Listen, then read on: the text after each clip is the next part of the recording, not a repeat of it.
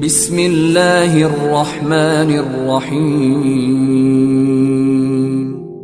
In the name of Allah, the Beneficent, the Merciful. الحمدللہ وکفا وسلام علی عباده الذین اصطفى اما بعد فقد قال اللہ تبارک وتعالی فی القرآن المجید والفرقان الحمید اعوذ باللہ من الشیطان الرجیم بسم اللہ الرحمن الرحیم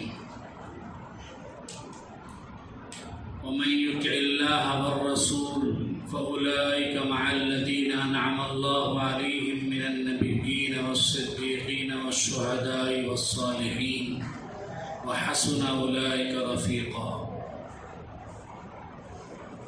صدق الله العظيم وصدق رسوله النبي الكريم ونحن على ذلك من الشاهدين والشاكرين. محترم بزرگوں اور دوستو، جو آیت پڑھی گئی ہے اس کا ترجمہ یہ ہے کہ اللہ رب العزت کہتے ہیں جو شخص اللہ کی اور اس کے رسول کی فرما برداری کرتا ہے وہ ان لوگوں کے ساتھ ہوگا قیامت کے دن جن پر اللہ نے انعام فرمایا، یعنی من النبیین والصدیقین والشہداء والصالحین. اللہ اور اس کے رسول کی فرما برداری کرنے والا قیامت کے دن انبیاء کے ساتھ، صدیقین کے ساتھ، شہداء کے ساتھ اور صالحین کے ساتھ ہوگا. وَحَسُنَ أُولَئِكَ رَفِيقًا. ان تمام لوگوں کی رفاقت کتنی اچھی ہے. احادیث میں آتا ہے، روایات میں آتا ہے، ایک صحابی تھے، ان کو رسول اللہ صلی اللہ علیہ وسلم سے بے حد محبت تھی.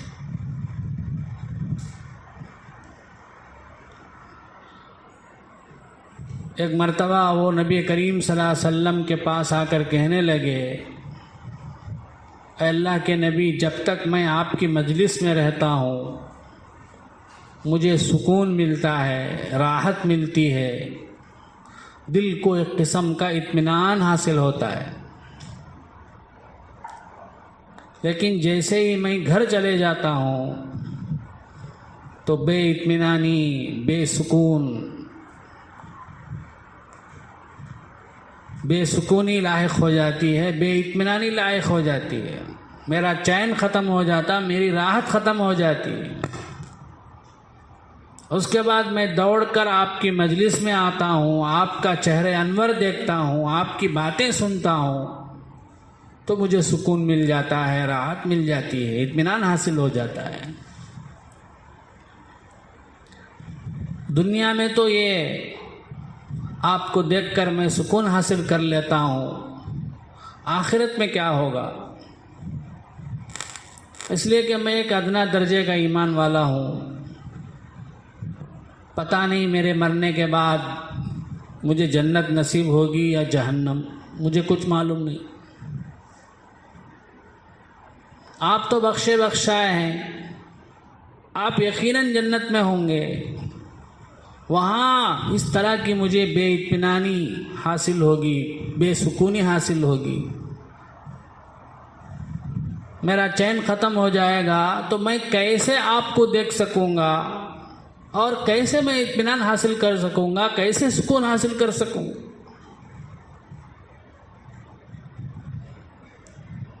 یہ صحابہ کرام تھے، یہ لوگ سب کچھ کرتے تھے پھر بھی ان کو ڈر لگا رہتا تھا. ہمارا حال کیا ہے؟ 2 دن تہجد پڑھ ڈالے تو بس سب سے بڑے علامہ ہمیں، سب سے بڑے بزرگ ہمیں سوچتے نہیں سمجھتے. مشہور مقولہ ہے عربی کا، صلی الحائق وانتظر الوحی. جولاہا معلوم ہے کیا؟ آپ حضرات کو معلوم رہیں، کپڑے بننے والوں کو بولتے ہیں۔ ایک دن نماز پڑھا، وہی کا انتظار کرنے لگا، کیا میرے اوپر وہی کیا بھی اترتی نہیں نا، تے نمازاں پڑھتا ہوں میں۔ ہمارا حال یہ ہے، ذرا روزہ رکھو، ذرا پابندی سے ذکر کر لیے، اذکار کر لیے، تہجد پڑھ لیے، اشراق پڑھ لیے، اوابین پڑھ لیے، تو اپنے کو بہت بڑا اللہ کا ولی سمجھتے ہیں۔ یہ صحابہ کرام سب کچھ کرنے کے باوجود بھی سمجھتے تھے پتہ نہیں ہمارا حشر کیا ہوگا آخرت میں، ہمیں جنت نصیب ہوگی یا جہنم نصیب ہوگی، ڈرتے تھے۔ تو اسی ڈر کو لے کر آئے حضور صلی اللہ علیہ وسلم کی خدمت میں، اللہ کے نبی آخرت میں کیا ہوگا؟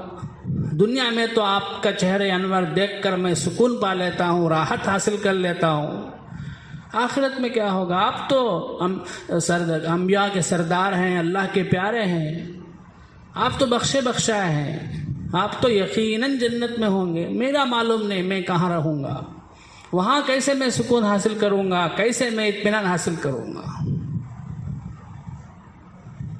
تو مفسرین کہتے ہیں کہ اسی وقت یہ آیتیں نازل ہوئی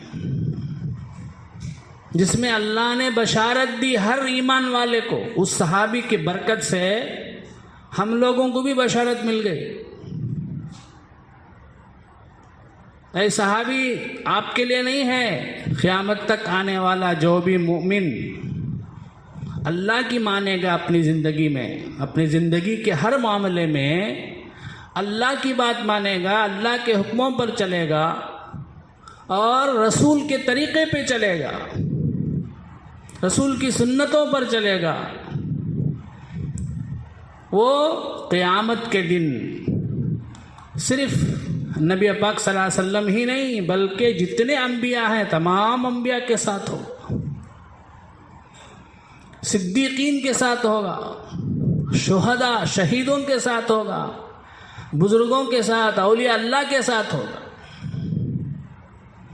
تو یہ قیامت تک آنے والے سارے مومنوں کے لیے اللہ نے بشارت دے دی، صرف وہ صحابی نہیں جن کو نبی سے محبت ہے، بلکہ قیامت تک آنے والا جو بھی ایمان والا بندہ اپنی زندگی میں اللہ کی باتوں کے مطابق زندگی گزارے گا، اللہ کی باتوں پر عمل کرے گا، نبی کے طریقے پر، نبی کی سنتوں پر چلے گا، اس کا حشر قیامت کے دن نبیوں کے ساتھ ہوگا۔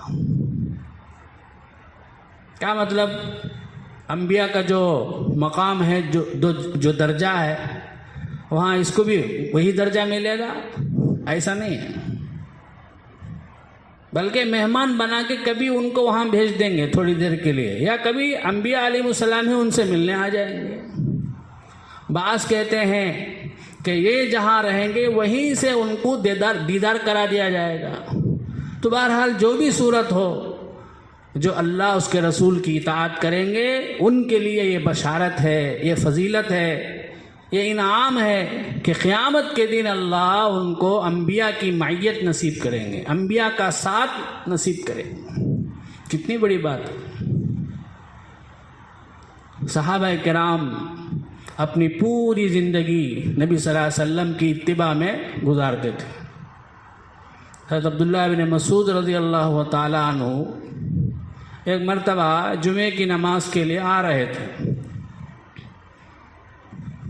ابھی راستے ہی میں تھے، یہاں مسجد میں نبی پاک صلی اللہ علیہ وسلم بیان کر رہے تھے، خطبہ دے رہے تھے، تو مجمع بہت زیادہ تھا۔ جب مجمع بہت زیادہ ہو، بیٹھنے کے لیے جگہ نہ ہو، تو کنارے میں لوگ کیا ہوتے ہیں؟ کھڑے ہو جاتے ہیں۔ تو اسی طرح سے تھوڑا سا مجمع کنارے میں کھڑا ہوا تھا، تو رسول اللہ صلی اللہ علیہ وسلم نے بیان کرتے کرتے ان کھڑے ہوئے لوگوں کو خطاب کر کے کہا کہ اے لوگوں بیٹھ جاؤ۔ آپ نے کہا ان لوگوں کو جو مسجد کے کنارے کھڑے ہوئے تھے، اب آپ کا یہ حکم، آپ کے حکم کی آواز ابن مسعود رضی اللہ عنہ کے بھی کان میں پڑی، جو کہ ابھی راستے میں تھے، آ رہے تھے، سڑک پہ تھے۔ جیسے ہی ان کے کان میں یہ آواز پڑی کہ بیٹھ جاؤ تو وہیں بیٹھ گئے وہ، ان کا قدم آگے اٹھا ہی نہیں۔ تو صحابہ اتنے زیادہ نبی کریم صلی اللہ علیہ وسلم کے فرما بردار تھے۔ اللہ کا حکم، نبی کا حکم اگر آ جائے تو وہ یہ نہیں دیکھتے تھے کہ میرا اس میں نفع ہے کہ نقصان ہے، نفع ہے تو لے لیں گے، نہیں ہے تو نہیں، ایسا نہیں۔ ہم لوگ کیا کرتے، جس مسئلے میں ہمیں نفع ہے وہ مسئلہ جا کو پوچھتے، نقصان ہے جو مسئلہ پوچھیں گے اتنے، اب وہ پوچھے گا تو ناجائز بول ڈالیں گے، حضرت نکو پوچھنا کا، نکو کہیں کو پوچھنے کا، نفع کہیں کی جا کو پوچھیں گے۔ صحابہ ایسے نہیں تھے، میرا چاہے نفع ہو چاہے نقصان ہو، چاہے میری جان چلی جائے، میری دنیا چلی جائے، لیکن میرا دین نہ جائے، میری آخرت تباہ نہ ہو۔ تو صحابہ کرام کے اندر یہ بات تھی۔ تو بزرگوں اور دوستو، ہمارے اندر بھی یہ بات آنی چاہیے۔ یہ رمضان اسی لیے آیا ہے کہ ہمارے اندر نبی اللہ کے ایک ایک حکم کو ماننے کی صفت آ جائے، نبی صلی اللہ علیہ وسلم کے ایک ایک سنت کو جان کر عمل کرنے کی صفت ہمارے اندر آ جائے، اسی لیے آیا ہے۔ اسی لیے صبح سے لے کے شام تک حلال چیزوں سے بھی ہمیں روکا جاتا ہے، کھانا حلال، پانی پینا حلال، سب حلال، لیکن صبح سے لے کے شام تک روزہ رکھوا کر ہم کو کہا جاتا ہے کہ یہ سب مت کرو۔ کیوں؟ تاکہ باقی 11 مہینے بھی ہم اسی طرح سے اللہ کے حکموں کو ماننے والے ہو جائیں، اللہ کے حرام کردہ چیزوں کو چھوڑنے والے ہو جائیں، اللہ کے بتائے ہوئے طریقوں پر، اللہ کے بتائے ہوئے احکام پر عمل کرنے والے ہو جائیں۔ تو یہی مقصد ہے ان روزوں کا، ان تراویح کا، رمضان کا۔